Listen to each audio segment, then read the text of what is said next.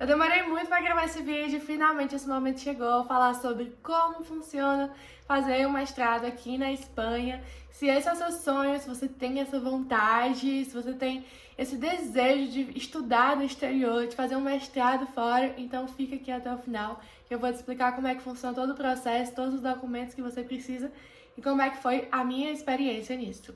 Bom, se você não me conhece, eu sou a Lu. Eu sou nômade digital, eu era nômade digital, passei 2 anos e meio como nômade digital. Até que surgiu a necessidade, ou melhor, a vontade da gente se fixar em algum lugar. E o que pareceu, como a gente não tem, eu e meu esposo não temos cidadania europeia, o que nos pareceu que mais adaptava ao nosso contexto, à nossa realidade, era tentar um visto de estudante. E a Espanha já era uma coisa que estava assim na minha perspectiva, desde a primeira vez que a gente veio na Europa. Era um lugar onde a gente sabia que a gente queria passar uma temporada, a gente queria morar. Então a gente foi estudar as possibilidades de estudar aqui na Espanha. E como eu tenho graduação no Brasil, eu tenho diploma no Brasil, o mestrado pareceu uma ótima possibilidade. E uma coisa que você precisa saber é que você não precisa ter cidadania europeia para você estudar aqui na Espanha. A Espanha tem um modelo educacional que é predominantemente público e que sim, como estrangeiro, você pode, com seu passaporte lindo, com seu diplominha lindo do Brasil, você pode tentar fazer uma graduação, um mestrado aqui. Claro, os processos de graduação e do mestrado são diferentes, mas fazer um mestrado aqui é muito mais tranquilo, entre aspas, digamos assim, do que a maioria das pessoas imagina. Não é impossível, não é tão burocrático assim, não é tão difícil assim. Óbvio, precisa ter paciência, você vai gastar uma grana, você vai precisar traduzir documentos, você vai precisar entender como é que funciona o processo. Mas não é impossível, como as pessoas pensam, não é a coisa mais absurda do mundo. Na verdade, pode ser muito mais acessível do que você imagina. A primeira coisa que você precisa entender... Sim, gente, eu estou no chão de casa, tá? Eu tentei gravar isso em outros lugares. E como a gente tá com o sol muito forte na janela, meu celular começou a esquentar e eu, ai meu Deus, não, vou botar na sombra. Eu me sinto confortável no chão, então sim, eu estou no chão da casa, só um adendo aqui no vídeo. Mas, voltando, uma das primeiras coisas que você precisa saber é que aqui na Espanha existem 2 tipos de mestrado. Nesse vídeo, eu vou focar no mestrado oficial feito nas universidades públicas em maioria, que no meu caso eu estudo em universidade pública privada, assim, mais pública aqui da Espanha. Então, a gente vai focar nesse, mas é importante que vocês saibam que existem 2 tipos de mestrado. Existe um mestrado oficial.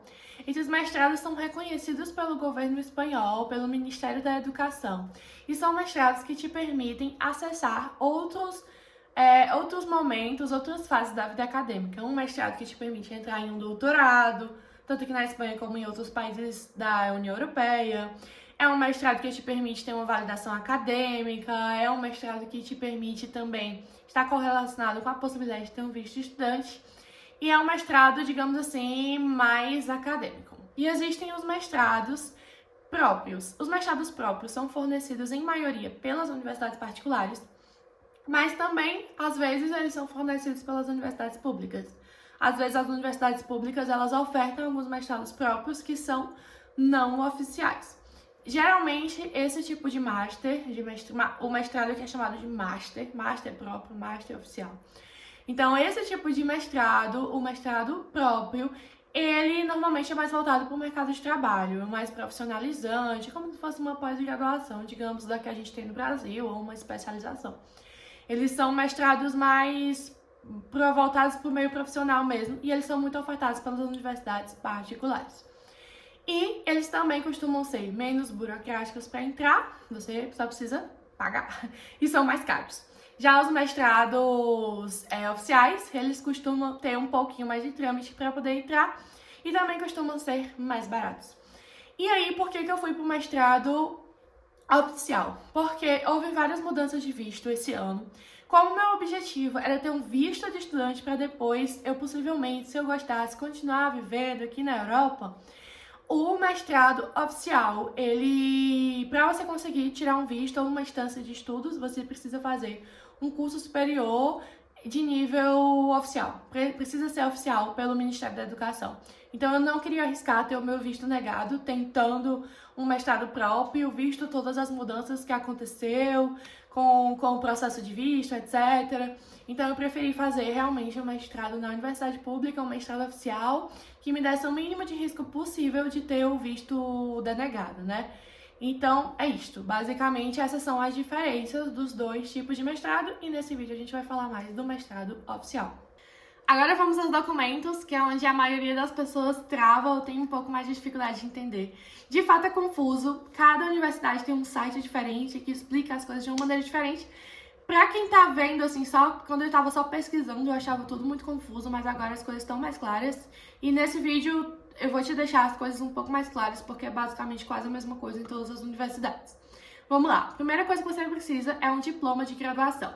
Tem que ser um diploma de bacharel. Então, um diploma de nível técnico ou um diploma de curso técnico, aqueles que são de 2 anos, tecnológico, esses não contam porque eles não têm a mesma carga horária para ser parecido com uma graduação aqui da Espanha. Então, realmente tem que ser um curso ali dos seus 4, 5, 6 anos, um curso de bacharel. Você precisa ter o seu diploma já em mãos, digamos assim. Com o diploma em mãos, você precisa homologar esse diploma. Homologar não, gente, perdão, esqueçam homologar, você não precisa homologar. Você precisa fazer a apostila diária desse diploma e traduzi-lo. Por que eu falei homologar, que estava na minha cabeça? Falar para vocês que, para você fazer um mestrado aqui na Espanha, você não precisa homologar o seu diploma. Na maioria dos mestrados, com a maioria dos cursos, não é necessário homologação do diploma. Que é aquele quando você vai, vamos supor, você fez medicina e aí você quer trabalhar aqui, você tem que homologar o seu diploma, isso demora meses, etc. Mas para fazer um mestrado, isso não é necessário. Na maioria dos cursos, óbvio, tem sempre um asterisco, na maioria dos cursos, na maioria das universidades, não é preciso homologar o diploma, é preciso fazer o apostilamento de AIA e esse processo é super rápido, super fácil. A apostila de AIA que você vai fazer no seu diploma é como se fosse um selo, digamos assim, que diz que o seu diploma é válido em vários países. Esses países fazem parte da Convenção de Haia. Então, são países que todos fazem parte aí da mesma Convenção de Haia. Então, se você coloca esse selo que é dado em cartório, o seu diploma ele é válido também nos outros países. O que é que acontece? É super tranquilo esse processo. Você vai pegar o seu diploma, você vai levar em um cartório da sua cidade ou vai mandar para um cartório que faça isso digitalmente. Você vai perguntar se esse cartório faz a apostila de AIA e aí você vai pedir para ele apostilar. No meu caso, como eu estava aqui e o meu diploma, eu estava na Europa e o meu diploma estava no Brasil, eu pedi a minha mãe para levar no cartório. Eu mandei mensagem pro cartório antes perguntando, olha, vocês fazem a apostila de AIA? Aí eles, qual a sua universidade? Para eu ver se o seu reitor tem firma aqui. Aí eles viram, meu reitor tinha firma no cartório, super comum, um cartório conhecido. Minha mãe levou o documento lá, eles apostilaram em questão de 2 dias úteis, devolveram para minha mãe, ela escaneou e me mandou para cá para eu fazer os trâmites e depois eu peguei o documento físico. Custou mais ou menos R$70, R$80 no cartório que eu fiz na minha cidade. E aí, dependendo do cartório, vai variar até uns R$120, não costuma ser muito mais caro que isso. Pronto, esse é o primeiro passo, fazer o apostilamento do seu diploma. O segundo documento que você precisa é o seu histórico escolar.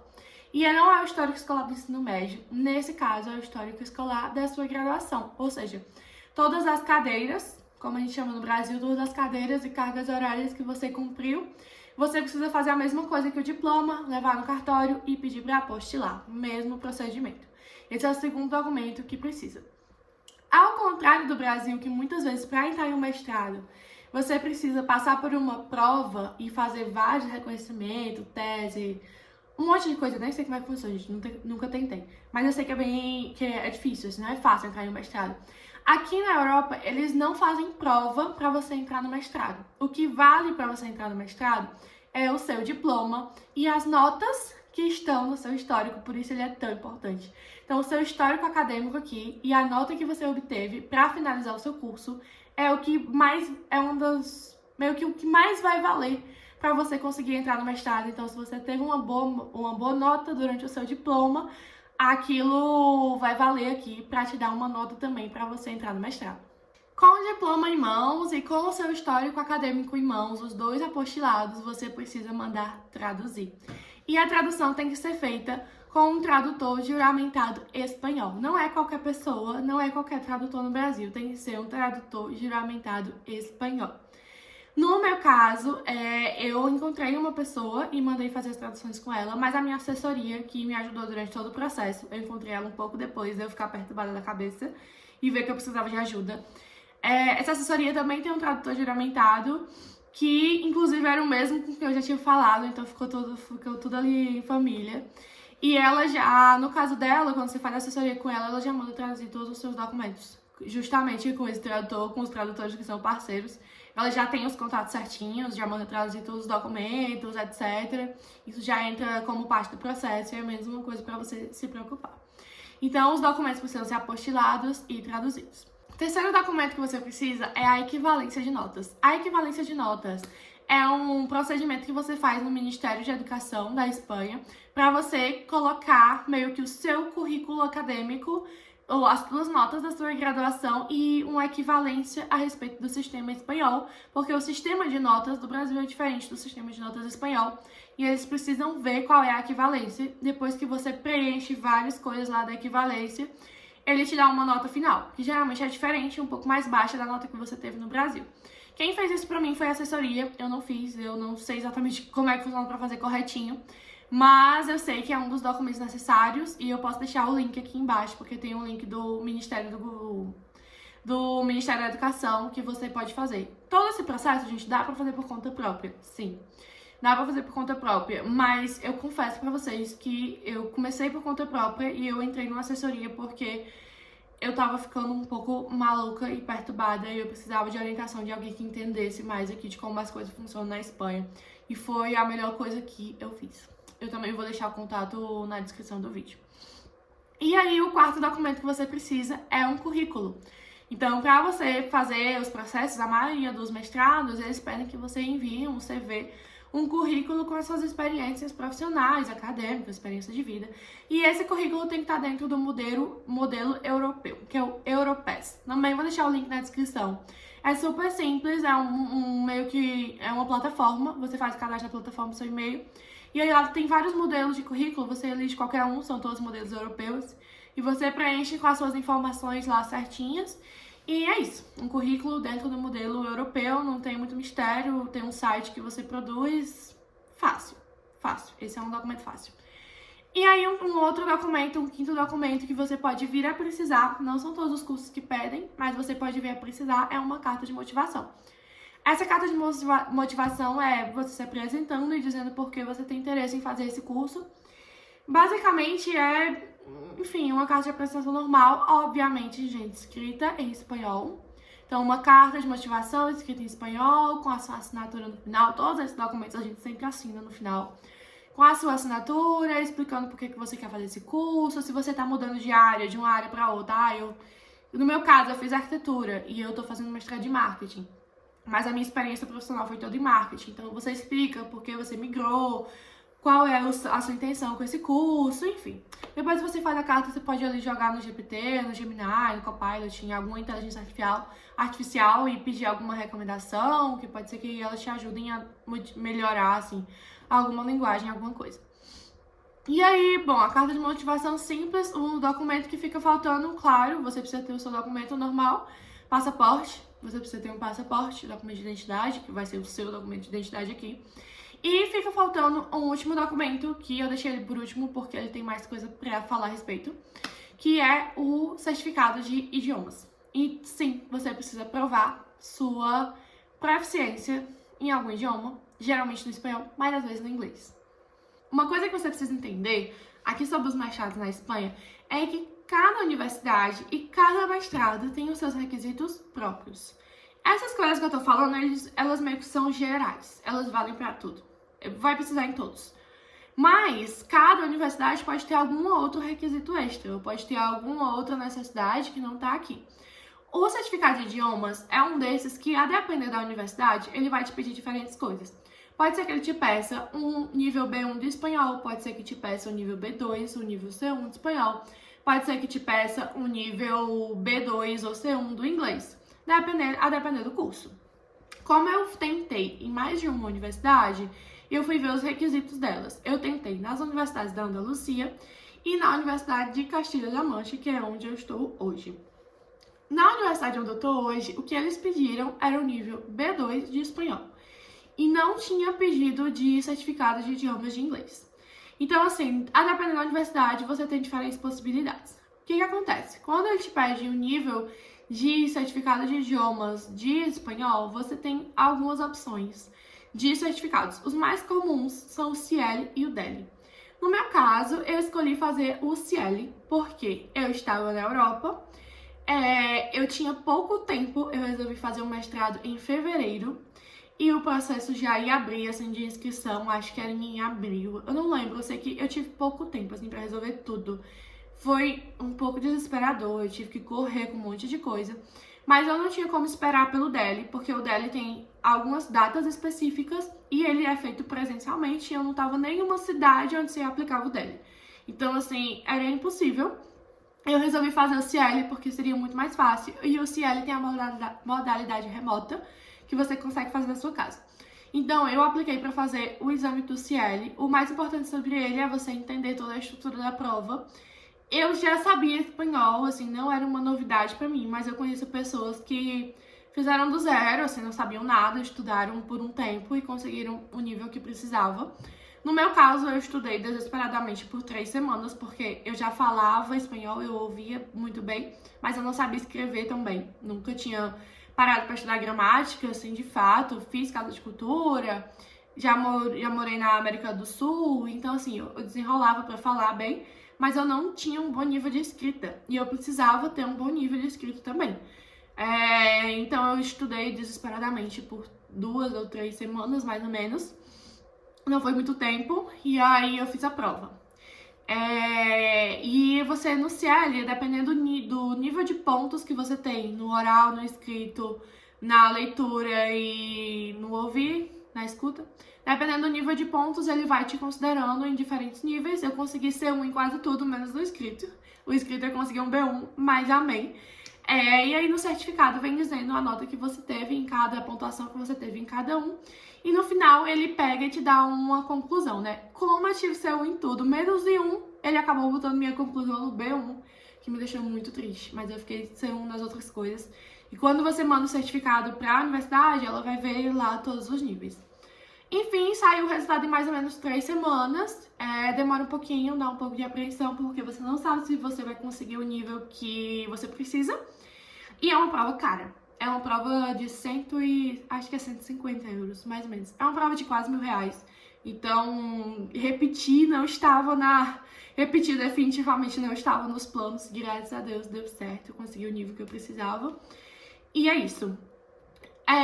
Dito isto, a parte dos idiomas é a parte que eu acho que pega um pouco mais, porque você precisa se preparar, precisa pagar, é caro, precisa fazer as provas.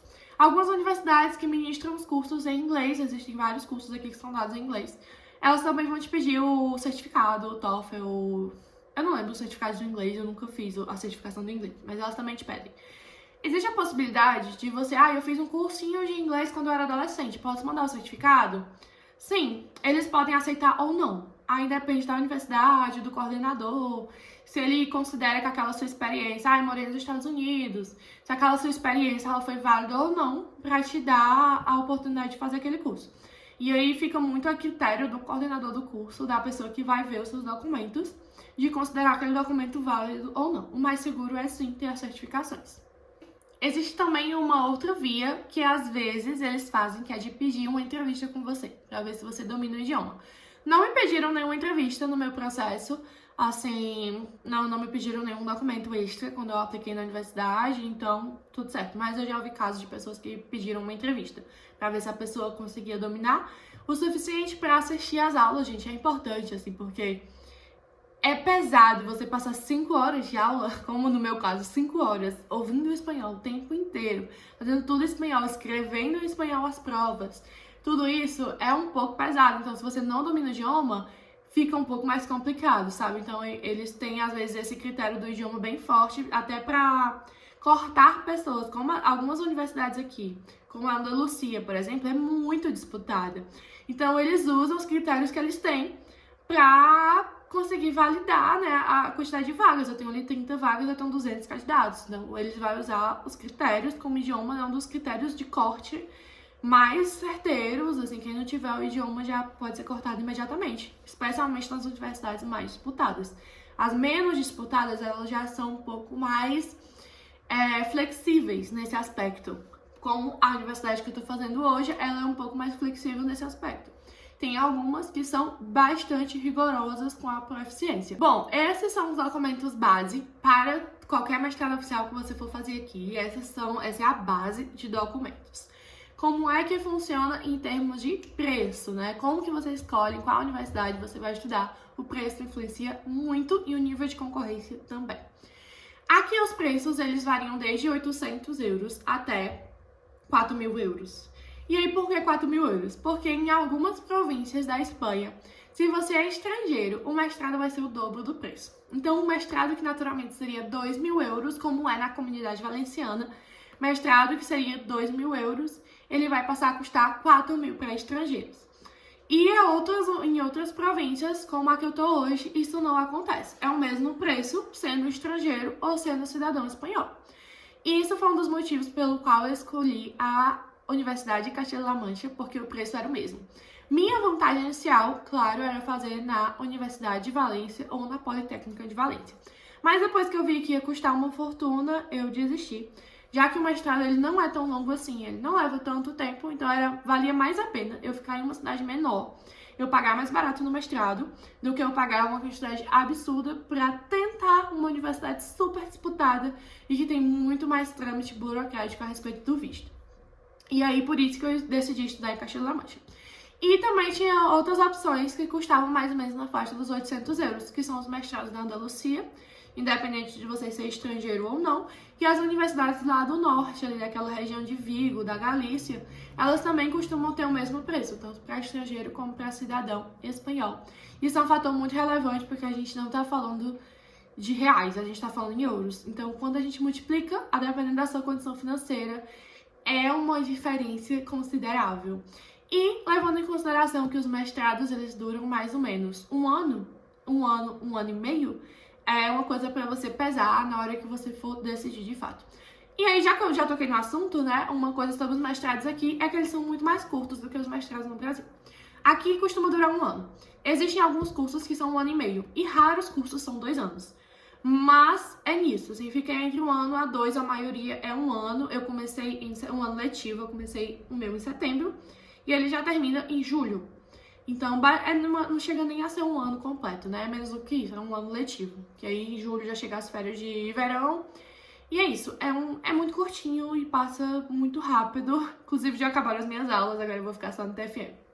E uma informação extra, se você está pensando em estudar esse ano, é que muitas universidades já estão com suas matrículas abertas, porque eles abrem o processo bem cedo para estrangeiro. Em geral, os processos abrem em meados de abril, maio e junho.